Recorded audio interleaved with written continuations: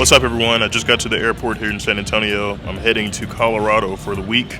I'll be there for a board review course, just like Step 1 or Step 2 or the MCAT, like Kaplan, Princeton. There's review courses that we go to for our boards. And this week it's in Colorado. It's called the Miller Review Course.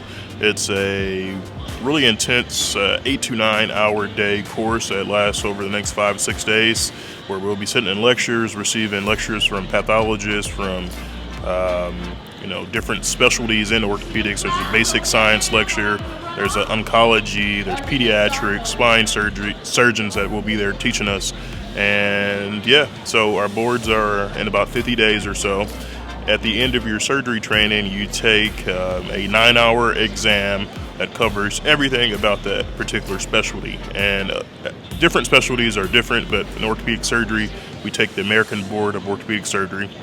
Once you're out of practice for 2 years or so, that is when you take the oral portion. So you go before a board of orthopedic surgeons and you present your surgeries that you did over a number of months, and they will critique them. Why didn't you document this in the chart? Why didn't you do this, etc.? So that's in Chicago. That's usually 2 years out of practice. But otherwise, should be a good week this week. We have about 50 days before we take our boards, and you guys are going to follow along this week. So I hope you enjoy it. It's cold in Colorado. I got my cold weather gear, but should be a good week.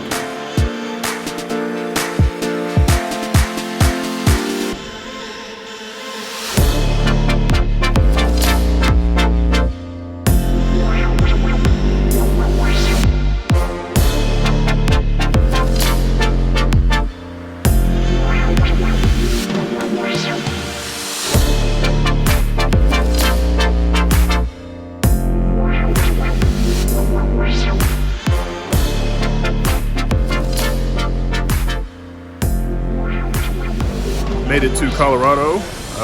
It is extremely cold out here. It's about 30 degrees. About to head to the room, and then the course starts tomorrow. So we will see you guys in the morning. All right, good morning, guys. I just woke up. I'm about to head to lecture. Lecture starts this morning at 7 a.m. and we have about 12 hours of lecture. It's going to be a long day, but lots of information, but it should be fun. They gave us a little bag here to wear, a name tag that says my name, and really a book that goes over kind of the course. So it has the different sections that we'll be going through: upper extremity sports, some anatomy, oncology, the different diseases that we have to know, translocations. So yes, if you're in med school or pre-med, this stuff never ends. Some anatomy, the brachial plexus, carpal tunnel syndrome, Deaker veins, tendonitis, biomechanics, pediatrics, foot and ankle, hand surgery,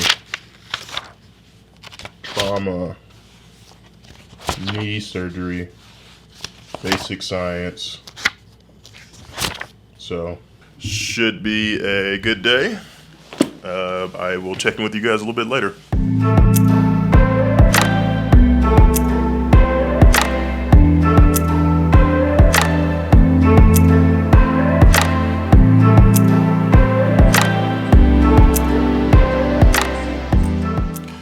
All right, so I just got back from lecture. Wow, really long day. We started at 7 a.m. this morning. I think I got there for breakfast around 6:30, and it is around 6:45 p.m. We had a few breaks kind of scattered in between, like 10 minutes here and 10 minutes there, and then we had like an hour for lunch. But man, that's crazy. All that time in lecture, I'm just overwhelmed. My head is kind of spinning around. It's a lot of material, and we have 4 more days to do this. But each day, so the course is 5 days long. each day that I'm here blogging for you guys, I'm gonna teach you some or talk about some things that I learned about test taking. Before the course even started today, they gave us some tips about test taking, what you should not do, what you should do. Here is what we think. This is the best, strategy to do well. But today, I'm just going to talk a little bit about the structure of the test that I'll be taking, and then tomorrow I'll go over some specific tips for you guys for whatever test that you're taking, whether you're in college, law school, business school, if you're in medical school, if you're taking your in-training exams for residency. These tips can help you. So for our exam, we have about 50 or so days before we take it. It's a 9-hour exam, 328 questions. We have 7 blocks, so there's 52 questions per block, and I think the last block has a little fewer questions. 16 questions in the last block. We get 9 hours to take it. We get a 40-minute break. We get 20 minutes for the tutorial. You can take multiple breaks, and they approximate that you should take 90 seconds to answer the question. So that is how our format is structured. That's it for today. The rest of the evening, we're going to get some dinner with some of my co-residents. I actually ran into a few of my med school buddies that also went to orthopedics that are here as well. So we'll just grab some dinner, hang out, and prepare for a long day again for tomorrow. But tomorrow I have some more tips for you guys to do well on your tests, test taking strategies, and some other tips. So see you tomorrow. All right, so we just finished day number 2. Wow, my head is like about to freaking explode. Lots of information. Been in lecture since this morning, like around 6:45, 7 a.m. It is 7 p.m. We had a few breaks just like yesterday. We had, 45 minutes for lunch, but lots of information. And today, as I promised, I'm going to go over something from test taking strategies, some tips that you can use in whatever kind of stage of education that you're in. And before the course started the other day, they went over some things for us to do well on our boards. So today, I'm going to talk about why some people fail. And that's any exam, whether you take the MCAT, organic chemistry test, or a math test in high school. Why do people fail?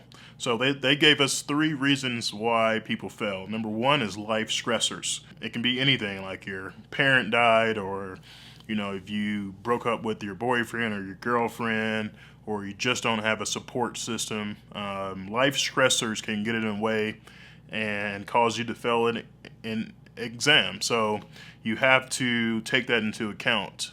You have to communicate with your family members and your friends and let them know, like, hey, I'm not going to be available during these times to hang out with you guys or go to certain places with you guys. So just keep that in mind when you are preparing for any type of exam along this path. So the next thing is perseveration. This is when you focus too much on your weak areas, when you're worrying too much about particular question types, when you're reading too much into what the question is trying to ask, or you're spending too much time on a question during an exam. So they teach us that trust your instinct, go with your initial gut reaction. If you go back and forth, you're questioning yourself, you're trying to get into the test writer's head, and maybe they're asking this, but they're really asking this, that's going to set you up for failure and possibly miss that question or possibly fail the exam. So you put in all the hard work, just trust your instinct. And the last thing is plan failure. So that's a plan that is too rigid and does not accommodate, and the failure to have a plan at all. So before I lead this course over the next 50 days, I'm going to know exactly what I'm going to study each and every day in every particular aspect of that time block. Say, for instance, I'm studying for 4 hours, next week. I'm going to know exactly during those 4 hours, 2 hours I'm going to do this, an hour I'm going to review this topic, and an hour I'm going to review this topic. So you have to have that level of discipline, and in order to get down all of this information, like I said, in the step one, you have lots of information, 2 years worth of material.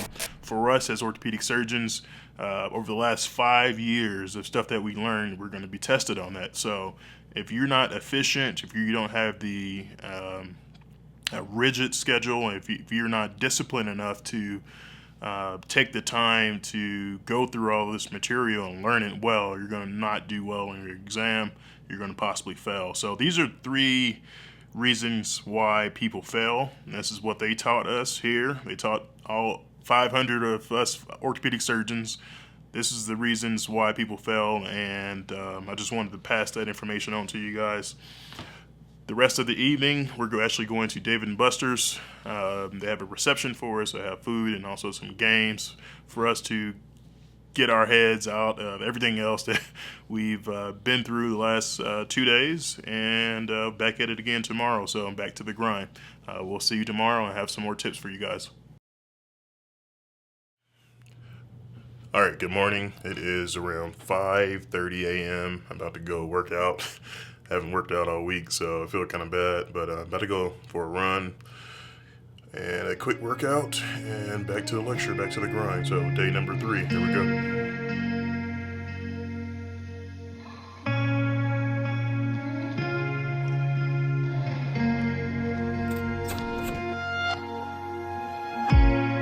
All right, so I just got back from the gym, about to get dressed and then go down to lecture. And then this afternoon, one of our staff is taking us to the Rockies baseball game, so that should be a lot of fun, but a long day ahead.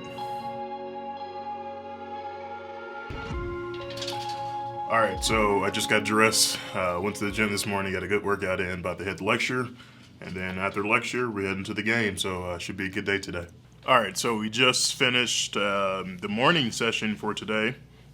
We just had lunch, and now we're about to start here back in the next couple minutes, but as promised today, some tips for you guys in terms of taking exams and doing well on your tests throughout your medical training. This is what they are teaching us at this course. So today we're going to go over some answering strategies, as well as whiteboard plan is what they call it. So in terms of answering strategies, they teach us here at this course to read the last sentence first and essentially to conceptualize the question. So before you even look at the answers, before you read the entire paragraph, because some clinical vignettes, and this is mostly for students who are their 3rd year or 4th year or even 2nd year of med school, your in-training exams for residency, just read the last sentence first, and then you can read the other portions of the clinical vignette, because it may have 6 or 7 sentences prior to getting to that last sentence, and that you may not need any of that information. The last sentence may just be a recall question or something that you can just answer without even reading the rest of the question stem. So the next one is to read the body and decide what's important.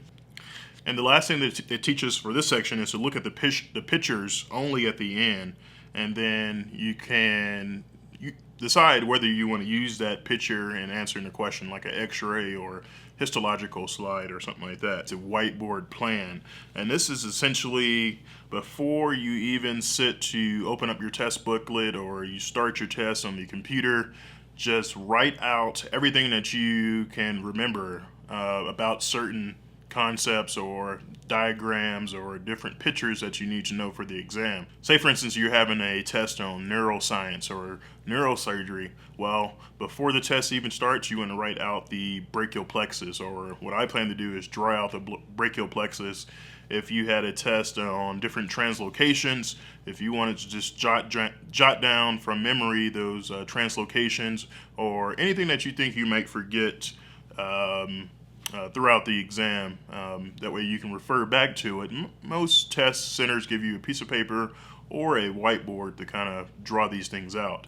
For us, like sensitivity, specificity, those kind of charts that you for different research exam questions. So those are the things that I'm going to write out before the exam, before I even sit down to start. First thing I'm going to do, log in, write out the brachial plexus or draw out any other diagrams or different mnemonics that think will need to know for the exam, and then start my exam. So those are my 2 tips for you guys for today. The rest of the day is more lecture. We just completed 5 hours of lecture this morning. We got another 5 hours this afternoon. And like I said, I'm going to the Rockies game this evening, and we'll start all over tomorrow. So 2 more days in this course, and we'll head back to Texas after that, but I'm almost done with the course.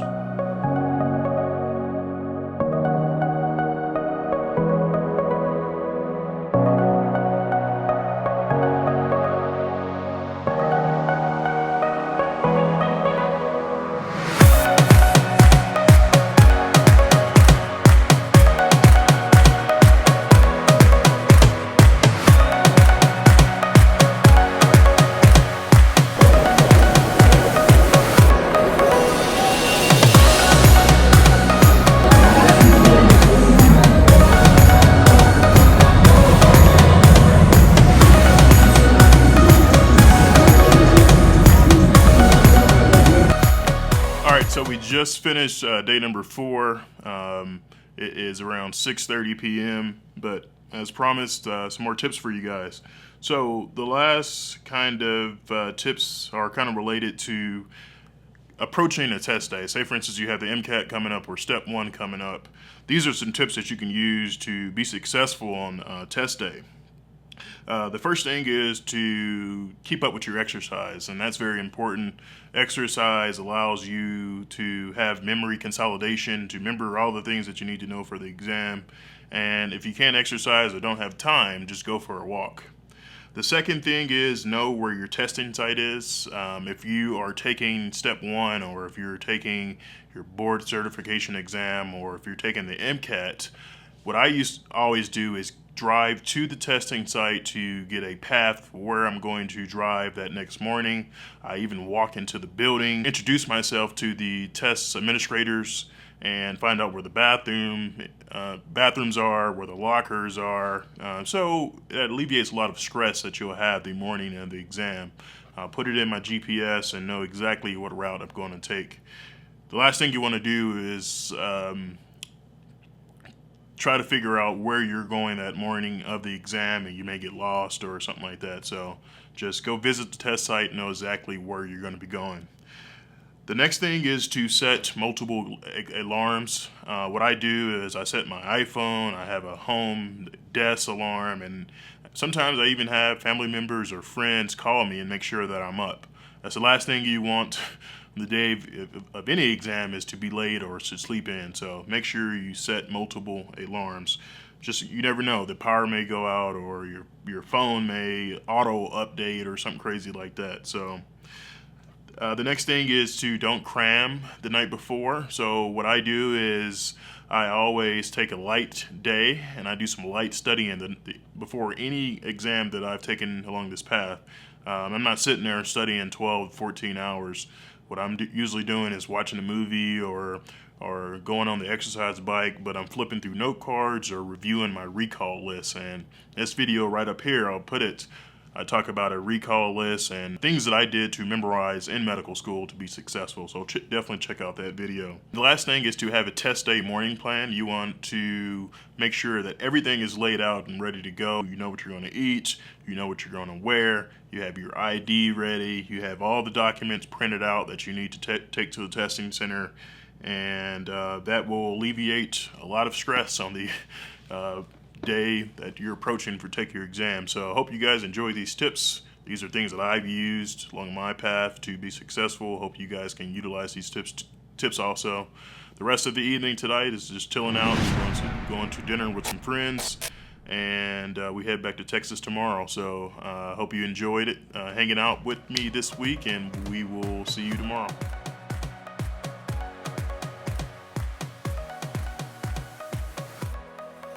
All right, guys, so it is Sunday morning. We just got out of lecture.